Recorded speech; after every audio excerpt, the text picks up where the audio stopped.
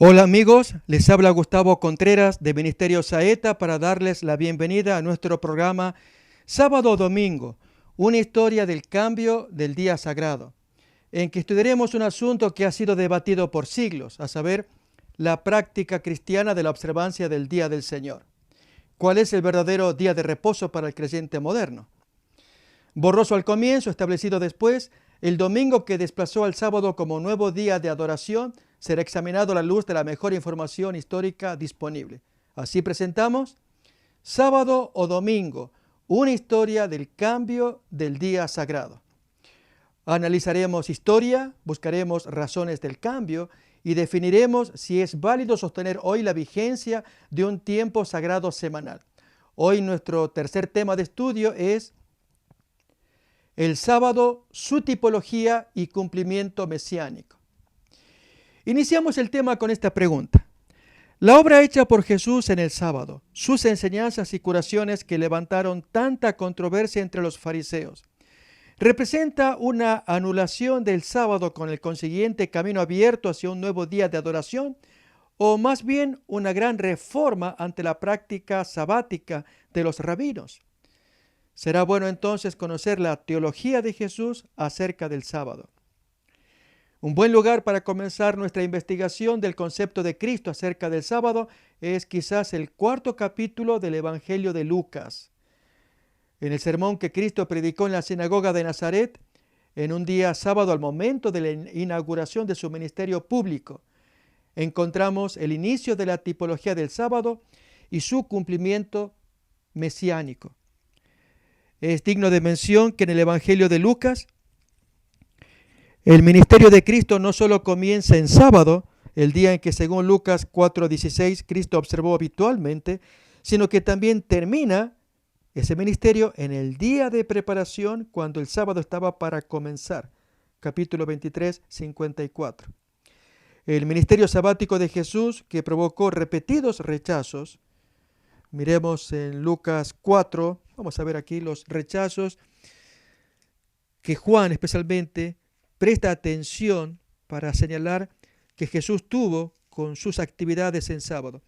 Capítulo 4, versículo 29, como corolario de su predicación en Nazaret, dice el texto, y levantándose le echaron fuera de la ciudad y lo llevaron hasta la cumbre del monte sobre el cual estaba edificada la ciudad de ellos para despeñarlo. O capítulo 13, también de Lucas, versículo 14, leemos también, pero el principal de la sinagoga, enojado de que Jesús hubiese sanado en el día del sábado, recordemos a la mujer con la espalda encorvada, dijo a la gente, este principal de la sinagoga, 6 días hay en que se debe trabajar. En estos pues venid y sed sanados y no en día de reposo. O en el capítulo 14, los primeros versículos, aconteció un sábado que habiendo entrado para comer en casa de un gobernante que era fariseo, estos le acechaban. Y aquí estaba delante de él un hombre hidrópico, con hidropesía. Entonces Jesús habló a los intérpretes de la ley y a los fariseos diciendo, ¿es lícito sanar en sábado? Pero ellos callaron. Y él tomándole lo sanó y lo despidió. Y dirigiéndose a ellos dijo, ¿quién de vosotros, si su asno o su buey cae en algún pozo, no lo sacará inmediatamente, aunque sea sábado? Y no le podían replicar a estas cosas. Parece que este ministerio, con tantos rechazos de parte que sufrió Jesús, en Lucas parece ser presentado como un preludio, una introducción del final rechazo y sacrificio de Cristo que cuenta el mismo Evangelio de Lucas. Como dijimos, 23:54 en adelante, allí que a punto de terminar, de empezar el sábado, terminar el viernes, Jesús que muere y va a ser sepultado.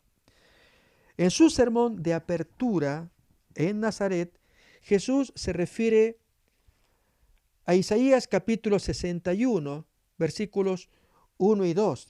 También vamos a agregar capítulo 58. Leamos entonces estos textos que forman parte del libro que Jesús tomó para leer allí en su sermón.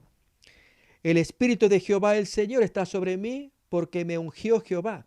Me ha enviado a predicar buenas nuevas a los abatidos, a vendar a los quebrantados de corazón, a publicar libertad a los cautivos y a los presos apertura de la cárcel, a proclamar el año de la buena voluntad de Jehová. Reparemos en esta última expresión que será importante en lo que vamos a escuchar.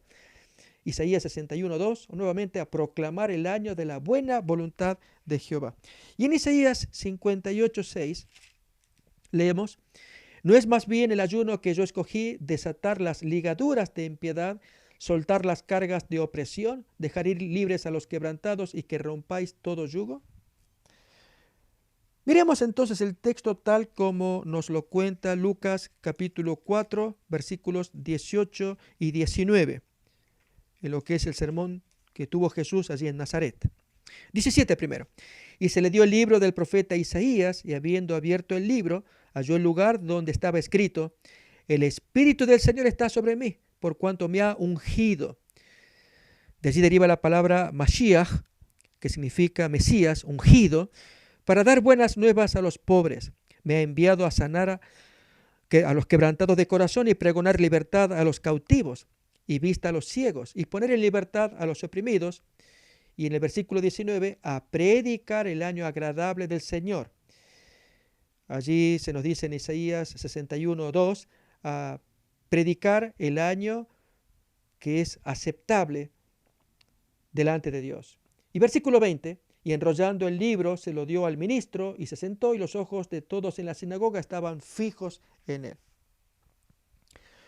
Los comentaristas en general coinciden en que el año aceptable del Señor, de Lucas 4:19, o el año de la buena voluntad de Jehová, 61:2 de Isaías, al que Cristo es oficialmente ungido para proclamar, se refiere al año sabático, es decir, el séptimo año o el año jubilar, es decir, el 50º año, o año número 50, después de 7 sábados de años. En estas instituciones, el sábado anual se convirtió en el libertador de los oprimidos de la sociedad hebrea. La tierra debía permanecer sin cultivar, en barbecho, para proporcionar productos libres para los pobres, los desposeídos y aún los animales. Los esclavos eran emancipados si así lo deseaban, y las deudas de sus conciudadanos eran perdonadas. El año jubilar también requería la restauración de la propiedad al propietario original. Que el texto de Isaías, leído por Cristo, se refiere a estas instituciones sabáticas, queda claro por el contexto que habla de la liberación de los pobres, los cautivos, los ciegos o prisioneros y aún oprimidos. En el año sabático se participaba libremente de los frutos de la tierra. En el año jubilar, año 50, se participaba legítimamente de ella, pues el dueño recuperaba su tierra. Jesús pues anuncia el año emancipador, que él fue enviado a predicar el año aceptable o el año de la buena voluntad del Señor.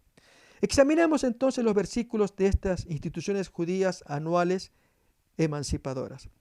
Miremos entonces acerca del sábado para la tierra o año sabático.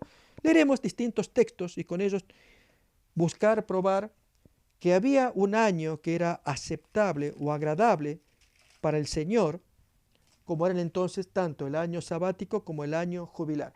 En Éxodo capítulo 23, versículos 10 y 11, leemos así: 6 años sembrarás tu tierra y recogerás su cosecha, mas el séptimo año la dejarás libre para que coman los pobres de tu pueblo, y de lo que quedare comerán las bestias del campo. Así harás con tu viña y con tu olivar.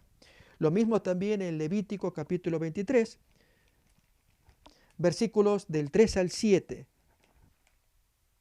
capítulo 25, del 3 al 7. 6 años sembrarás tu tierra, y 6 años podarás tu viña y recogerás sus frutos. Pero el séptimo año la tierra tendrá descanso, reposo para Jehová. No sembrarás tu tierra ni podarás tu viña. Lo que de suyo naciere en tu tierra segada, no lo segarás, y las uvas de tu viñedo no vendimiarás. Año de reposo será para la tierra. Mas el descanso de la tierra te dará para comer a ti, a tu siervo, a tu sierva, a tu criado y a tu extranjero que morare contigo, y a tu animal y a la bestia que viviere en tu tierra. Será todo el fruto de ella para comer. Versículo 20-21 agrega detalles interesantes. Y si dijereis, ¿qué comeremos el séptimo año? El año de la remisión. Y aquí no hemos de sembrar, ni hemos de recoger nuestros frutos. Entonces le hacen la pregunta a Jehová y él responde: entonces yo os enviaré mi bendición el 6º año, y ella hará que haya fruto por 3 años. Aún acerca del año sabático entre los conciudadanos, donde había un perdón por las deudas contraídas, nos lo cuenta el libro de Deuteronomio, capítulo 15, los 6 primeros versículos. Leemos pues: cada 7 años harás remisión o perdón. Y esta es la manera de la remisión: perdonará a su deudor todo aquel que hizo empréstito de su mano o préstamo, con el cual obligó a su prójimo. No lo demandará más a su prójimo o a su hermano, porque es pregonada la remisión o perdón de Jehová. Del extranjero demandarás el reintegro, pero lo que tu hermano tuviere tuyo, lo perdonará tu mano, para que así no haya en medio de ti mendigo, porque Jehová te bendecirá con abundancia en la tierra que Jehová tu Dios te da por heredad, para que la tomes en posesión. Si escuchares fielmente la voz de Jehová tu Dios para guardar y cumplir todos estos mandamientos que yo te ordeno hoy, ya que Jehová tu Dios te habrá bendecido, como te ha dicho, prestarás entonces a muchas naciones, mas tú no tomarás prestado. Tendrás dominio sobre muchas naciones, pero sobre ti no tendrán ellos dominio. Notemos que 2 motivos pueden observarse para el año sabático: la regeneración de la tierra y la bendición para el hombre, muchos de ellos pobres. También el año sabático, el año del perdón, se aplicaba para la liberación de esclavos. En estos 2 textos que leemos, Éxodo capítulo 21, desde los versículos 2 al 6, y haremos una comparación con un código antiquísimo. 21.2 dice: si comprares siervo hebreo, 6 años servirá, mas al 7º saldrá libre de balde. Si entró solo, solo saldrá. Si tenía mujer, saldrá él y su mujer con él. Si su amo le hubiere dado mujer, y ella le diere hijos o hijas, la mujer y sus hijos serán de su amo, y él saldrá solo. Y si el siervo dijere: yo amo a mi señor, a mi mujer y a mis hijos, no saldré libre. Entonces su amo lo llevará ante los jueces y le hará estar junto a la puerta o al poste, y su amo le heredará la oreja con lesna y será su siervo para siempre. Notemos un detalle interesante de esta legislación de Éxodo capítulo 21, también lo propio aparecerá en Deuteronomio 15, que ya leemos. Esta comparación. Para el tiempo de Moisés existía un famoso código humanitario llamado el Código de Hammurabi, que era un poco anterior a Moisés. Y allí el rey Hammurabi de Babilonia pues había elaborado este código de relaciones, y al hablar de los esclavos en el último párrafo, el número 248, en la última legislación de ese código, aparece una sentencia relativa a los propietarios y esclavos, que consistía en que si el esclavo se escapaba, el propietario pues debía buscarlo, y al alcanzarlo, como castigo, le seccionaba, le cortaba la oreja derecha. Este era el plan de Hammurabi, como un sentido humanitario para con los esclavos fugitivos, en este caso, en lugar de matarlos. En el caso del Código de Moisés va en otra línea, exactamente al revés. Aquí Dios permite que haya 6 años de servidumbre, pero al 7º Dios da la orden de que el esclavo se libere, se emancipe. Ese es el significado del año del perdón, del año de remisión, el 7º año. Y si no se va, entonces tiene como castigo que se le perfore la oreja. Notemos el contraste con Hammurabi. Si el fugitivo se fugaba, como castigo por haberse fugado, se le cortaba la oreja. En este caso, por no aceptar la libertad, en el caso de Moisés, se le perforaba la oreja, y entonces así ya quedaba para siempre como un esclavo a merced de su amo. Miramos en Deuteronomio capítulo 15, desde los versículos 12 en adelante. También van esa misma línea de las leyes sobre los esclavos. Si se vendiere a ti tu hermano hebreo o hebrea y te hubiere servido 6 años, al 7º le despedirás libre. Y cuando lo despidieres libre, no lo enviarás con las manos vacías. Lo abastecerás liberalmente de tus ovejas, de tu era y de tu lagar. Le darás de aquello en que Jehová te hubiere bendecido. Y te acordarás de que fuiste siervo en la tierra de Egipto y que Jehová tu Dios te rescató. Por tanto, yo te mando esto hoy. Y si él te dijere: no te dejaré, si el esclavo dijere así al propietario, porque te ama a ti y a su casa y porque le va bien contigo. Entonces tomarás una lesna y horadarás su oreja contra la puerta y será tu siervo para siempre. Así también harás a tu criada. No te parezca duro cuando lo enviares libre, pues por la mitad del costo de un jornalero te sirvió 6 años y Jehová tu Dios te bendecirá en todo cuanto hicieres. Notamos entonces que estas leyes anuales, miramos ya el año de la remisión, cada 7 años se producía una liberación, como también en el caso de los esclavos, al 6.º año del servicio del esclavo, en el 7.º también obtenía la liberación. Pero ahora en cuanto al año jubilar, aparentemente al leer el texto que vamos a leer ahora, era una intensificación del año sabático, con el énfasis principal en la restauración a su dueño original de todas las propiedades, particularmente los bienes raíces. Miremos esto en Levítico capítulo 25, versículos desde el 8 en adelante. Leemos así. Y contarás 7 semanas de años, 7 veces 7 años, de modo que los días de las 7 semanas de años vendrán a ser 49 años. Entonces harás tocar fuertemente la trompeta en el mes 7º a los 10 días del mes. El día de la expiación haréis tocar la trompeta por toda vuestra tierra. Notemos, había un sacerdote que estaba tocando la trompeta al final del año 49, ya para iniciar el año 50, tocando trompeta para mostrar la alegría del advenimiento del año jubilar, el año del perdón. Dice más, y santificaréis el año 50 y pregonaréis libertad en la tierra a todos sus moradores. Ese año os será de jubileo y volveréis cada uno a vuestra posesión y cada cual volverá a su familia. El año 50 os será jubileo. No sembraréis ni segaréis lo que naciere de suyo en la tierra, ni vendimiaréis sus viñedos, porque es jubileo. Santo será a vosotros, el producto de la tierra comeréis. En este año de jubileo volveréis cada uno a vuestra posesión.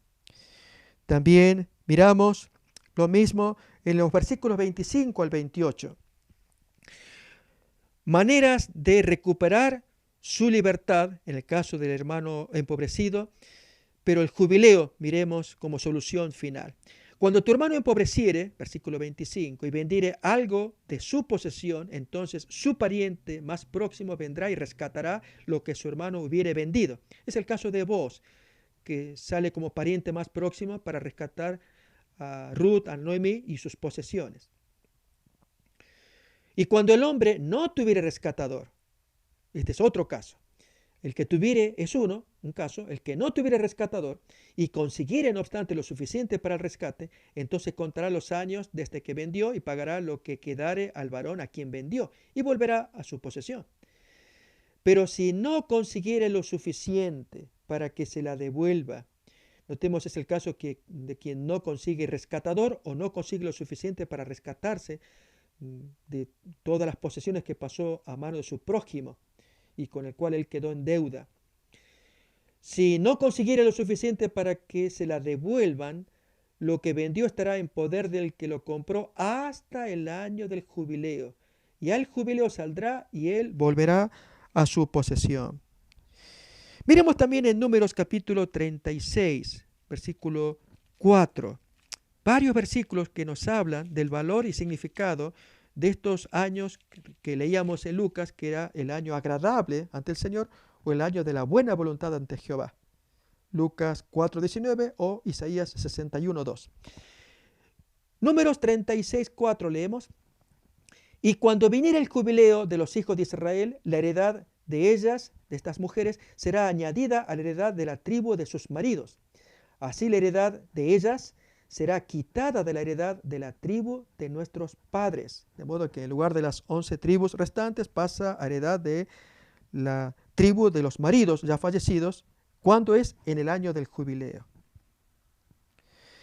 En verdad, la complejidad de la vida de la ciudad, cuando era ciudad amurallada, como nos cuenta Levítico 25, versículos 29 en adelante, dificultó en buena medida la puesta en funcionamiento del año jubilar, a excepción quizás de Nehemías, capítulo 5, que podemos leer Allí más bien se trata de la reforma de un hombre, que él impuso, un poco casi a fuerzas y con razón, ante los egoísmos de sus compatriotas, imponer entonces el cumplimiento del significado del año jubilar.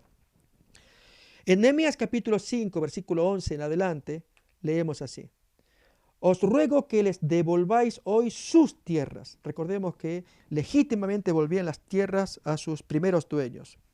También sus viñas, sus olivares y sus casas, y la centésima parte del dinero, del grano, del vino y del aceite que demandáis de ellos como interés. Y dijeron: Lo devolveremos, y nada les demandaremos, haremos así como tú dices. Entonces convoqué a los sacerdotes y les hice jurar que harían conforme a esto. Además sacudí mi vestido y dije: Así sacuda a Dios de su casa y de su trabajo a todo hombre que no cumpliere esto, y así sea sacudido y vacío. Y respondió toda la congregación: Amén. Y alabaron a Jehová, y el pueblo hizo conforme a esto. Sin embargo, hay indicaciones de que el año sabático fue observado, aunque con dificultades, como nos lo va a contar Jeremías, el capítulo 34, que uno hubiera esperado que se cumpliera lo mismo que en el tiempo de Nehemías, unas décadas más adelante.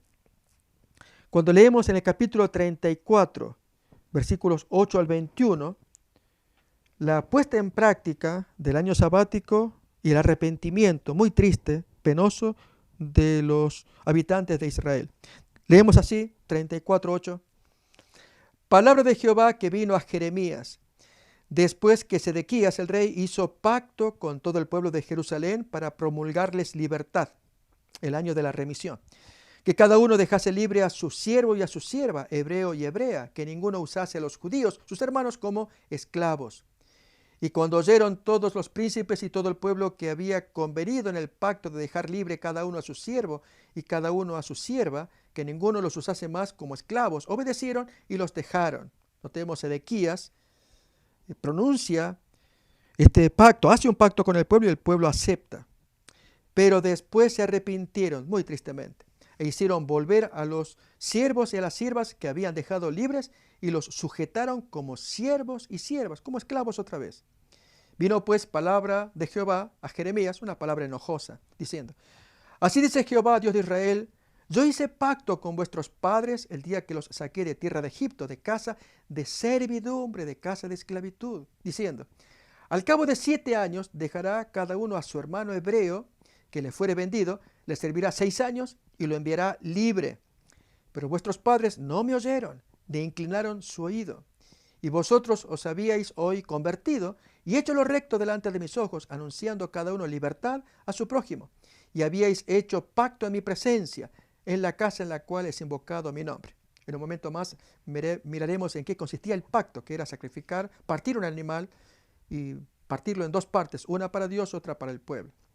Pero os habéis vuelto y profanado a mi nombre, y habéis vuelto a tomar cada uno a su siervo y cada uno a su sierva, que habíais dejado libres a su voluntad, y los habéis sujetado para que os sean esclavos y esclavas. Por tanto, así dice Jehová: Vosotros no me habéis oído para promulgar cada uno libertad a su hermano, y cada uno a su compañero. He aquí que yo promulgo libertad, sí, pero notemos a qué cosa con perjuicio de Israel. Dice Jehová: a la espada, a la pestilencia, al hambre, y os pondré por afrenta ante todos los reinos de la tierra. Y entregaré a los hombres que traspasaron mi pacto, que no han llevado a efecto las palabras del pacto que celebraron en mi presencia, y dividiendo en dos partes el becerro. Ahí miramos en qué consistía el pacto. Y pasando por en medio de ellas. De allí que la pronunciación en hebreo es karat berit, que significa partir el pacto, era partir el animal en 2. Allí, con sangre de por medio, cada parte representaba a las partes involucradas, Dios y el pueblo. Era un pacto solemne. A los príncipes de Judá y a los príncipes de Jerusalén, a los oficiales y a los sacerdotes, a todo el pueblo de la tierra, que pasaron entre las partes del becerro, los entregaré en mano de sus enemigos y en mano de los que buscan su vida, y sus cuerpos muertos serán comida de las aves del cielo y de las bestias de la tierra. Y a Sedequías, rey de Judá, y a sus príncipes los entregaré en mano de sus enemigos, y en mano de los que buscan su vida, y en mano del ejército del rey de Babilonia, que se ha ido de vosotros. He aquí, mandaré yo, dice Jehová, y los haré volver a esta ciudad, y pelearán contra ella, y la tomarán, y la quemarán con fuego. Notemos que aquí Dios los convierte otra vez en esclavos a estos propietarios que en ese momento eran libres, pero debían cumplir el pacto de dejar en libertad a aquellos siervos que les habían servido durante 6 años. Miremos en 2 de Crónicas, capítulo 36, cómo estos propietarios que se sentían libres al poseer esclavos, pero luego renunciando a este pacto, arrepentidos, se volvieron atrás y retuvieron a los esclavos que los habían dejado libres. La gente gozosa, imaginemos a los esclavos ya disfrutando de su incipiente libertad, pues la pierden por el egoísmo de estos propietarios. Bueno, miremos lo que les acontece a la tal gente. 2 de Crónicas 36, 20, 21. Los que escaparon de la espada fueron llevados cautivos a Babilonia y fueron siervos de él y de sus hijos hasta que vino el reino de los persas. Notemos, habla de esclavos. ¿Qué personas? Bien, va a describir estos propietarios. 21.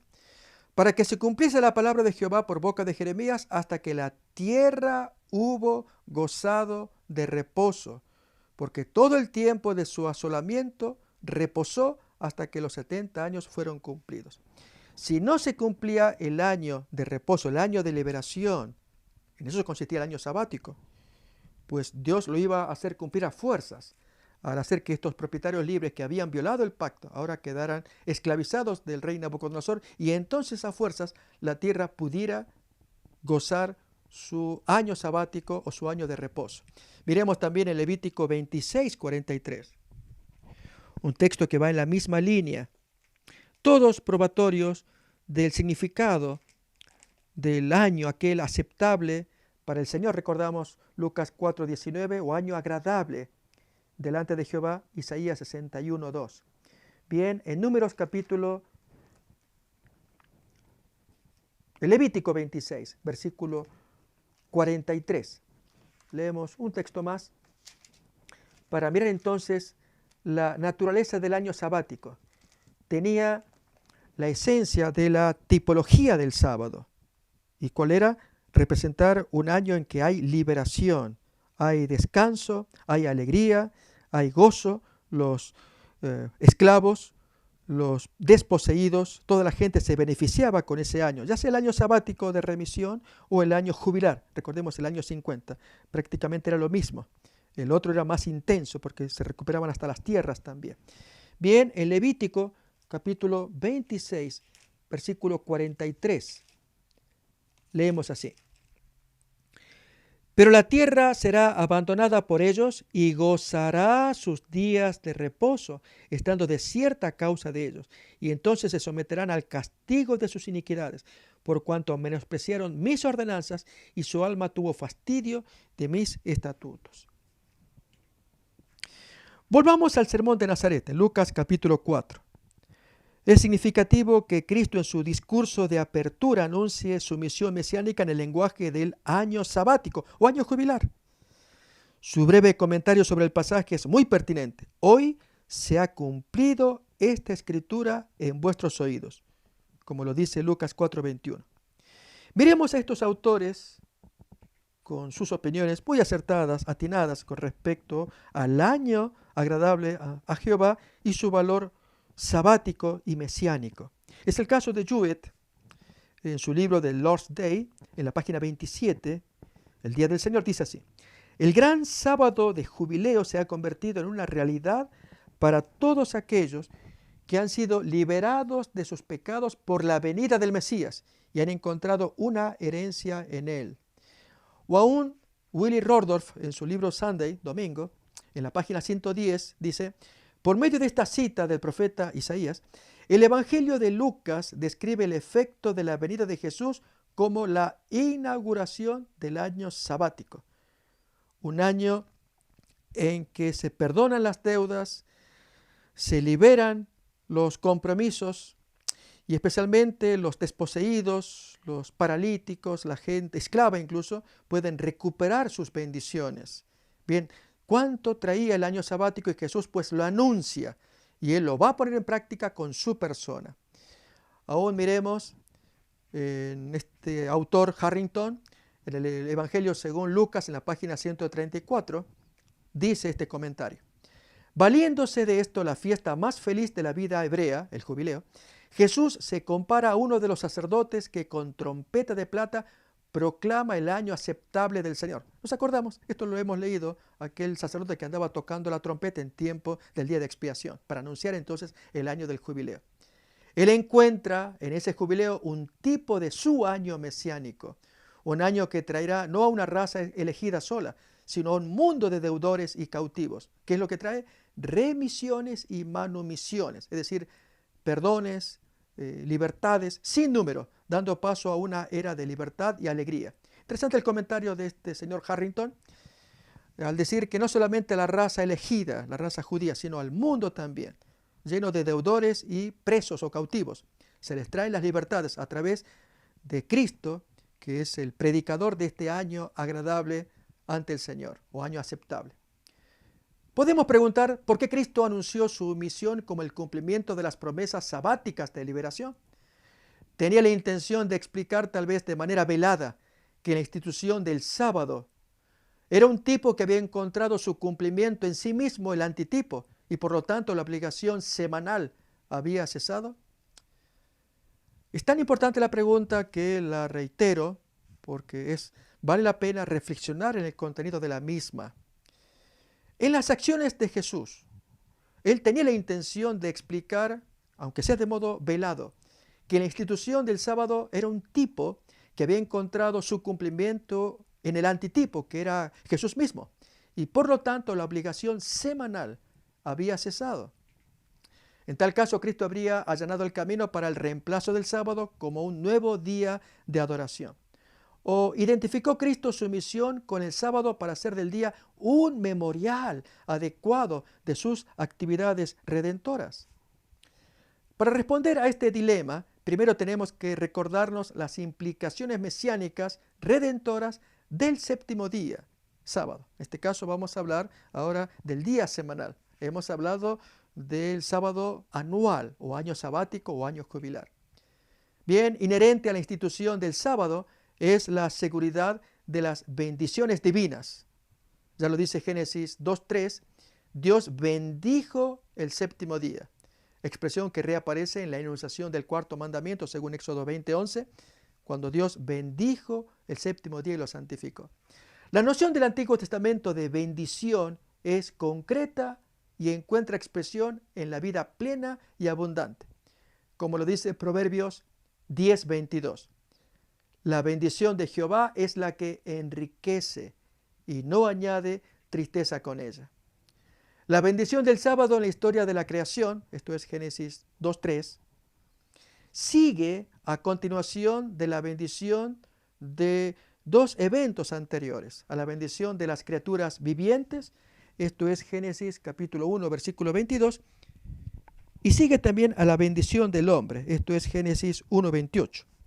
Por lo tanto, expresa la bendición máxima, la bendición del sábado, y la bendición total de Dios sobre su creación completa y perfecta, tal como lo menciona Génesis 1:31. Pero vayamos entonces a estas tres bendiciones de la creación. Primeramente, la que los animales reciben en Génesis capítulo 1:22. Y Dios los bendijo diciendo, fructificad y multiplicaos, y llenad las aguas en los mares y multiplíquense las aves en la tierra. Y fue la tarde y la mañana, el día quinto. Bien, en el día quinto hubo bendición para los animales. En el día sexto, al día siguiente, hubo bendición para la pareja humana, como leemos en el versículo 28. Y los bendijo Dios y les dijo, fructificad y multiplicaos. Llenad la tierra y sojuzgadla y señoread en los peces del mar, en las aves de los cielos y en todas las bestias que se mueven sobre la tierra. Bien, al bendecir el sábado, Dios prometió ser el benefactor tanto del hombre como del animal durante todo el curso de la historia. Las bendiciones del sábado en el desarrollo de la historia de la salvación se asocian más específicamente con actos salvadores de Dios. Por ejemplo, en la versión del Éxodo de los 10 mandamientos, Jehová se presenta a sí mismo como el Salvador misericordioso que liberó a Israel de la tierra de Egipto, de la casa de esclavitud. Para garantizar esta nueva libertad otorgada a todos los miembros de la sociedad hebrea, el mandamiento del sábado ordena que se conceda descanso a todos, incluso a los esclavos y a los animales. Miremos entonces en la versión del Éxodo para luego ver la otra versión de los 10 mandamientos en Deuteronomio. Entonces en Éxodo capítulo 20, tanto el versículo 2, la enunciación de que Dios es el libertador de la esclavitud que ellos habían sufrido. Dice 22, yo soy Jehová tu Dios que te saqué de la tierra de Egipto, de casa de servidumbre.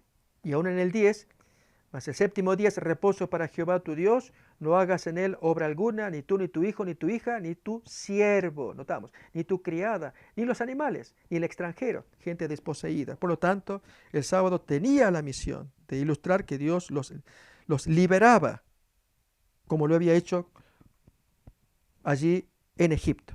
Pero en la versión deuteronómica del Decálogo, el motivo de la redención no solo aparece en el prefacio a todos los mandamientos. Vamos a mirar entonces Deuteronomio, capítulo 5, el versículo 6, que va a ser idéntico al prefacio de Éxodo capítulo 20, versículo 2. En 5:6 dice, Jehová nuestro Dios, 5:6 acá, yo soy Jehová tu Dios que te saqué de tierra de Egipto, de casa de servidumbre. Pero aquí también que esa descripción del libertador de Egipto también se incorpora explícitamente en el mismo mandamiento del sábado. Esto es el versículo 15. Quizás con el fin de hacer comprender la importancia inmediata del mandamiento del sábado para los israelitas y para todas las generaciones posteriores. En esta reiteración de los mandamientos de Deuteronomio, el sábado no se basa en el hecho pasado de la creación de Dios, como ocurre en Éxodo 20:11, que el hombre debe guardar el mandamiento y el argumento que se da es porque el Creador lo hizo también, sino en el hecho divino del rescate, del gran rescate de Egipto, tema que habla más de las preocupaciones inmediatas de la gente. Miremos entonces en Deuteronomio 5:15, cómo incorpora este argumento de la liberación de Egipto ahora en el mismo mandamiento del sábado. Acuérdate que fuiste siervo en tierra de Egipto y que Jehová tu Dios te sacó de allá con mano fuerte y brazo extendido, por lo cual Jehová tu Dios te ha mandado que guardes el sábado. Cada sábado Israel debía recordar que Jehová era su libertador. Este llamado a recordar la liberación de Egipto a través de la guarda del sábado no fue diseñado meramente como una ayuda mnemotécnica para ayudar a Israel a recordar su liberación histórica del Éxodo, como un souvenir, no, sino que significaba experimentar en el tiempo presente la historia de salvación pasada. Miremos a estos autores cómo lo comentan. El caso de Berkouwer en su libro La providencia de Dios, en las páginas 62 a 64, dice así: el reposo sabático ilustra preeminentemente la estrecha relación que existe entre la creación y la redención. En el mantenimiento del sábado, después de la caída, hay una muestra de la venidera salvación del Señor. Y el autor sugiere la lectura de Ezequiel capítulo 20, versículo 12, texto que leemos ahora, para ver un detalle adicional. Dice allí, y les di también mis sábados para que fuesen por señal entre mí y ellos, para que supiesen que yo soy Jehová, que los santifico. Miremos entonces la doble aplicación del valor del sábado y su rescate de Egipto. Primeramente, el sábado, pues, les hace recordar que Dios los liberó de Egipto, los sacó de la esclavitud de Egipto. Pero aquí que van a un nuevo lugar, que es habitar entre los cananeos, hasta poseer completamente su tierra, pero también allí tienen que permanecer liberados, y la forma de hacerlo es por medio del sábado. O al menos el sábado les hace recordar, como dice el texto, que yo soy Jehová que los santifico, los separo del ambiente prostituido e idolátrico de los cananeos, que así como el cuarto mandamiento del sábado les hace recordar la salida de Egipto, así también el mandamiento del sábado les hace recordar que Dios los santifica, los separa, semanalmente les hace recordar la necesidad de separarse del ambiente en el que ellos están mezclados con los cananeos. O miremos a este otro autor, La religión de Israel, Henry Renkens en la página 225. Su comentario. Al guardar el sábado, el israelita recordaba regularmente a Jehová como creador y redentor del pueblo. Esta opinión del sacerdote André María Dubarlet en su libro Significado religioso del sábado en la Biblia. En la página 46, este autor dice: a través de la observancia del sábado, se realizó y actualizó efectivamente durante todo el transcurso del tiempo la liberación lograda por primera vez en el mes de Aviv, así en el mes de Nisan. No fue, sin embargo, solo una cuestión de conmemoración por un simple recuerdo, sino más bien un regocijo resultante de la constante renovación del beneficio inicial. Notamos el valor del sábado es una constante renovación, semana a semana, de un beneficio que había empezado cuando fueron liberados de Egipto. Bien, este es el propósito del sábado. Podríamos decir que el sábado contenía un alcance tridimensional. Conmemoraba una liberación pasada, una presente y una futura. La liberación semanal de las dificultades y cargas de la vida que los israelitas experimentaban en el presente personificaba también la pasada liberación de la Pascua y a la vez la futura redención mesiánica. Debido a su estrecho vínculo, tanto la Pascua como el sábado podrían simbolizar la futura liberación mesiánica. Es digno de notar que a medida que el sábado se convertía para los israelitas en la extensión semanal de la Pascua anual, así el domingo se convirtió posteriormente para muchos cristianos en la conmemoración semanal del domingo de Pascua anual. Notemos la muy interesante relación y también a la vez que nos va anticipando el origen del domingo semanal.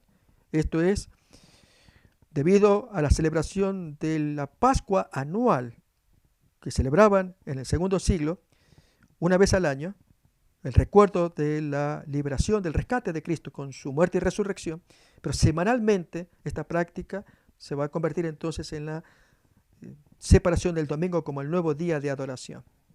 La función redentora del sábado fue aparentemente entendida como una prefiguración de la misión del Mesías. La liberación de las dificultades del trabajo y de las desigualdades sociales, que tanto el sábado semanal como el anual, o sea la Pascua, concedía esa liberación a todos los miembros de la sociedad hebrea. Era vista como una anticipación de la redención completa que el Mesías algún día traería a su pueblo. Miremos cómo lo presenta Jewett en su libro The Lord's Day, la página 27.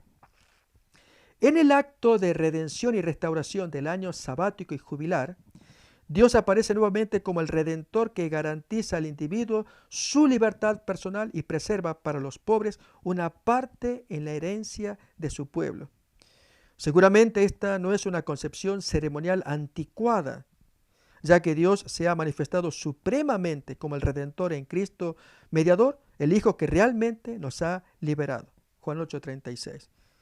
Y entonces tanto el sábado, el año sabático como el jubilar trae esta noción de liberación como Jesús la trae, y de allí entonces el gran paralelo entre el año sabático y el jubilar con Jesús como el cumplimiento del sábado. Y la redención mesiánica no solo iba dirigida al pueblo judío, sino también a todas las naciones. El sábado lo personifica. La era mesiánica de la reunión de todas las naciones se describe en Isaías como el tiempo cuando, como dice el texto, capítulo 66, versículo 23, de sábado en sábado, toda carne vendrá a adorar delante de mí. Pero leamos el texto en su contexto también, Isaías 66, 22 y 23. Porque como los cielos nuevos y la nueva tierra que yo hago permanecerán delante de mí, dice Jehová, así permanecerá vuestra descendencia y vuestro nombre. Y de mes en mes y de sábado en sábado vendrán todos o toda carne a adorar delante de mí, dijo Jehová. Otra tipología mesiánica significativa del sábado se puede ver en la experiencia del descanso sabático o reposo, en hebreo menujá, que puede definirse como felicidad y quietud, paz y armonía. El escritor Teodoro Friedman, al relacionar los textos del Antiguo Testamento con la literatura talmúdica muestra que la paz y la armonía del sábado se identifica con frecuencia con la edad mesiánica, conocida comúnmente como el fin de los días o el mundo venidero, el Haolam Haba, el mundo por venir. En un artículo, este autor dice, en la página 445 de El sábado anticipación de redención, Isaías emplea las palabras oneg, en hebreo, que significa deleite, y kabed o kabod, que significa honor, en su descripción tanto del sábado como del final de los días, es decir, la era mesiánica, el Haolam Haba. Tanto en Isaías 58:13, y llamarás al día de reposo oneg, o sea, deleite, y lo honrarás o venerarás, dice el texto, esto es kabed o kabod. Y en Isaías 66:11, dice allí, y te deleitarás, oneg, en el resplandor de su honor, o de su gloria, dice nuestra versión española. Esto es el kabed o kabod. Y la conclusión entonces del autor, la implicación es clara. El deleite y la alegría, es decir, el oneg, que marcarán el fin de los días para dar paso a la era mesiánica, está disponible aquí y ahora por honrar el kabod, el sábado. Es decir, los días mesiánicos se tendrán deleite y honor cuando aquí en la tierra también participamos de lo mismo, honrando el sábado semana a semana para tener deleite, honrando el mandamiento. Friedman presenta también una muestra informativa de expresiones rabínicas donde el sábado es la anticipación, el avance, el paradigma de la vida en el mundo por venir, es decir, la edad mesiánica. Una apreciación algo similar acerca del sábado se encuentra en la apocalíptica judía tardía y en algunos escritos apostólicos, donde la duración del mundo se calcula por la semana cósmica de 6 épocas de 1000 años cada una, seguida del reposo del sábado del fin del tiempo. Miremos, por ejemplo, la epístola del Pseudo Bernabé, escrito que data aproximadamente del año 130, en el capítulo 15, hace un tratamiento del sábado, una manera alegórica de tratarlo y a la vez que él busca anularlo, un escrito antisabático. Dice entonces el Pseudo Bernabé, capítulo 15, del sábado habla al principio de la creación, e hizo Dios en 6 días las obras de sus manos, y las acabó en el día séptimo, y descansó en él, y los santificó. Y ahora entonces comienza la interpretación del Pseudo Bernabé. Atended, hijos, ¿qué quiere decir lo de los acabó en 6 días? Esto significa que en 6000 años consumará todas las cosas el Señor, pues un día es para él 1000 años. Lo cual él mismo lo atestigua, diciendo, he aquí que el día del Señor será como 1000 años. Y esto aparece en 2 de Pedro 3:8. Por lo tanto, hijos, en 6 días, es decir, en los 6000 años, notemos, esta es la interpretación que hace este autor, se consumarán todas las cosas. Y descansó en el séptimo día. ¿Esto qué quiere decir? Bien, cuando venga su Hijo y destruya el siglo del inicuo y juzgue a los impíos sin mudar el sol, las lunas y las estrellas, entonces descansará de verdad en el día séptimo. Luego va a decir más adelante que Dios nunca guardó el sábado, sino que lo hará al final, cuando el Hijo del Hombre, el Mesías, venga en la segunda venida, se restauren las cosas y allí entonces Dios descansará el séptimo día. Ya más adelante tendremos oportunidad de analizar estos textos, tanto rabínicos como los de la apocalíptica judía y cristiana, en los que el sábado escatológico es considerado explícitamente como los días del Mesías, que preceden o están identificados con el paraíso restaurado. El tema del reposo sabático que aparece en Hebreos 3 y 4 puede representar otra hebra de la tipología mesiánica heredada del Antiguo Testamento. En verdad, en el Antiguo Testamento se observa un desarrollo del tema del reposo ya desde el concepto de paz política y nacional. Miremos los textos. Deuteronomio, capítulos 12, versículos 9 y 10. El reposo entendido desde el ángulo político y nacional. Dice allí, porque hasta ahora no habéis entrado al reposo y a la heredad que os da Jehová vuestro Dios, mas pasaréis el Jordán y habitaréis en la tierra que Jehová vuestro Dios os hace heredar, y él os dará reposo de vuestros enemigos alrededor y habitaréis seguros. También el capítulo 25 nos va a contar al respecto, pero antes miramos el texto de Josué capítulo 21, versículo 43, porque van a ser relevantes para la interpretación del libro de Hebreos, el capítulo 4. Bien, Josué capítulo 21, versículos 43 y 44, leemos así: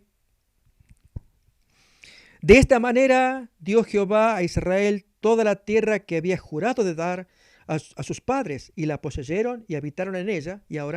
Y Jehová les dio reposo alrededor, conforme a todo lo que había jurado a sus padres, y ninguno de todos sus enemigos pudo hacerles frente, porque Jehová entregó en sus manos a todos sus enemigos. Vemos que lo que hizo Josué al darles un reposo, dice acá, alrededor, al tomar posesión de las tierras enemigas. Y también dijimos, Deuteronomio capítulo 25, versículo 19, es la palabra de Moisés antes que Josué cumpliera esta expresión, versículo 19. Por tanto, cuando Jehová tu Dios te dé descanso de todos tus enemigos alrededor, en la tierra que Jehová tu Dios te da por heredad para que la poseas, borrarás la memoria de Amalec de debajo del cielo, no lo olvides. Bien, el tema del descanso sabático de Hebreos 4, si bien lo vamos a ver más adelante, pero adelantamos diciendo que en Hebreos se invita al pueblo de Dios, a entrar en el descanso del sábado, capítulo 4, versículo 9 del libro de Hebreos. Recordemos, lo vamos a estudiar más en detalle en otra emisión, toda la porción de Hebreos 3 y 4. Solamente aquí adelantamos el valor tipológico del sábado, como lo entendía el libro de Hebreos, de una manera sucinta. Dice 4.9, por tanto, queda un reposo. En el griego dice un descanso sabático o sabatismos para el pueblo de Dios. Así lo traduce la Biblia de Jerusalén, descanso sabático. ¿Cuándo ocurre esto? ¿Cuándo se entra ese descanso sabático? Al creer, capítulo 4.3, pero los que hemos creído entramos en ese reposo. También cuando se obedece, capítulo 4, 6 y 11. Por lo tanto, puesto que falta que algunos entren en él y aquellos a quienes primero se les anunció la buena nueva no entraron por causa de desobediencia. En consecuencia, lo opuesto, la obediencia permite que se entre a ese reposo. O el versículo 11. Procuremos pues entrar en aquel reposo para que ninguno caiga en semejante ejemplo de desobediencia. Entonces la desobediencia impide entrar en el reposo, la obediencia es lo contrario, nos hace entrar al reposo. Y aceptar por fe las buenas nuevas de Dios, como leemos en el capítulo 4, versículos 1 y 2. Temamos pues, no sea que permaneciendo aún la promesa de entrar en su reposo, alguno de vosotros parezca no haberlo alcanzado, porque también a nosotros se nos ha anunciado la buena nueva como a ellos, pero no les aprovechó el oír la palabra por no ir acompañada de fe en los que la oyeron. El autor de Hebreos rechaza la noción temporal de descanso sabático entendida como la entrada a la tierra de Canaán, texto que hemos leído ya de Deuteronomio 12, versículos 9 y 10, Deuteronomio 25, 19, lo hemos leído, Josué capítulo 21, versículos 43 y 44. Si bien los textos hablan de un reposo cuando se entra en posesión de las tierras conquistadas, no obstante el libro de Hebreos no acepta esa noción temporal, ya que él comenta que la tierra que Josué les dio a los israelitas, miremoslo en Hebreos 4.8, porque si Josué les hubiera dado el reposo, no hablaría después de otro día. Entonces, se trata de otro reposo, es lo que queremos mirar. No es el descanso sabático del 4.9, que Dios ha puesto a disposición de su pueblo desde la creación. Como miramos capítulo 4 de Hebreos, versículos 3 y 4. Pero los que hemos creído entramos en el reposo de la manera que se dijo, en forma negativa. Por tanto, juré en mi ira que no entrarían en mi reposo. El Salmo 95. Aunque las obras suyas estaban acabadas desde la fundación del mundo. Porque en cierto lugar dijo así del séptimo día. Y reposó Dios de todas sus obras en el séptimo día. Pero aquí dice, no entrarán en mi reposo. Notemos la conexión entre el séptimo día y el reposo que Dios está esperando que la gente entre, o el descanso sabático de Hebreos 4.9, que estaba disponible desde la creación. Y esto último se puede experimentar aceptando hoy las buenas nuevas de salvación. 4.7 leemos, Otra vez determina un día hoy, diciendo después de tanto tiempo por medio de David, como se dijo, si oyeres hoy su voz, no endurezcáis vuestros corazones. La alusión al evento de Cristo es inconfundiblemente clara. Es en Jesús que el reposo sabático del Antiguo Testamento encuentra su cumplimiento y es a través de él que ahora puede ser experimentado por todos los creyentes. Siendo Cristo el cumplimiento del descanso sabático del Antiguo Testamento. Ello anula la observancia literal del descanso del sábado abierto desde la creación. Miremos cómo lo comenta Rordorf en su libro Sunday, en la página 71 y 72. La iglesia primitiva también entendió que la actividad sanadora de Jesús era, de hecho, en el sentido más verdadero posible de la palabra, una actividad sabática.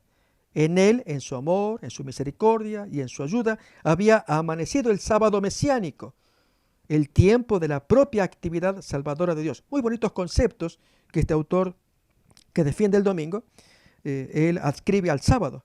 Pero notemos en la página 116. Pero la obra sacerdotal de salvación de Jesús cumplió y reemplazó el sábado para aquellos que creen. Lo cambió, él ya lo cumplió. Además del hecho de que Cristo nunca alude a un eventual reemplazo del sábado, uno puede preguntarse por qué Cristo desearía cambiarlo. ¿Qué nuevo beneficio podría producir a los cristianos al cambiar el día de adoración? Tal acto hablaría de estabilidad y continuidad en el plan divino de salvación o más bien de discontinuidad. Miremos la pregunta que levanta Pacífico Massi. Él comenta sobre el tema de una manera muy penetrante. En su libro El Domingo en la Historia de la Salvación, dice Massi, página 25, ¿es posible que la economía antigua fundada en el ciclo semanal del séptimo día, por el cual Dios había preparado la salvación universal en Cristo y había educado a su pueblo durante siglos, acordémonos del año sabático, del año jubilar, debería ser borrado de un golpe por el evento de la resurrección? Esto es lo que pregunta Massi. Al contrario de Rordorf, que intenta hacer del domingo una creación cristiana exclusiva, separada del sábado, Massi argumenta que el domingo es la continuación del significado y la función del sábado. Pero entonces surge la pregunta que hacemos a Massi. ¿Un cambio en el día de adoración habla de continuidad? Esta breve presentación ha establecido claramente la existencia de una tipología del sábado procedente del Antiguo Testamento que alude al Mesías. Considerando este hecho, la afirmación que Cristo hizo en su discurso inaugural de que Él era el cumplimiento de la función redentora del sábado, adquiere un significado especial. Al identificarse con el sábado, Cristo estaba afirmando su mesianismo. El sábado mesiánico se imponía sobre el sábado rabínico mediante la obra del Mesías.